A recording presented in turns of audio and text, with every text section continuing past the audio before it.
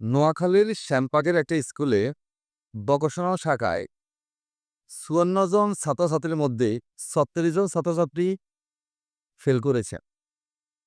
আর তাই একটি ছাত্র শিক্ষককে ফোন করে যে পরিমাণ ধমকি দিচ্ছেন, আগে কল রেকর্ডিংটা একটু শুনি, তারপর কথা বলছি। চলো। কোনায় আছেন আপনি? কে তুমি? আয়ানের স্টুডেন্ট আপনি কোনায় আছেন? কে নাম কি? স্টুডেন্টের নাম কি? আপনি কোনায় আছেন?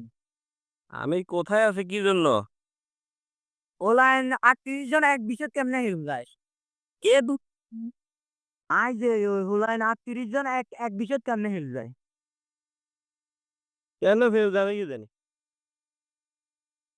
স্কুলে আয় না ওলাইনে রাতে মাইক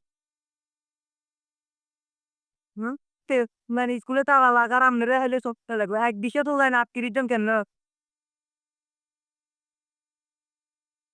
হুম, বিষ আর বিষয় দেখেন দেখ মানে আপনি কোনায় আছেন হিয়ানে কোন আপনার কাছে আই রায়। আচ্ছা ঠিক আছে, দেখতেছি তোমার। আপনি কোনায় আছেন এই কথা কন। আচ্ছা। আচ্ছা কি এই ঘটনাগুলো আসলে কেন ঘটে জানেন? যারা বিন্দুমাত্র শিক্ষকদের শাসনের কারণে যে গার্ডিয়ানরা শিক্ষক এবং প্রতিষ্ঠানের উপর মামলা হামলা করেন, তার বহিঃপ্রকাশ হচ্ছে আপনার ছেলের এই আচরণ।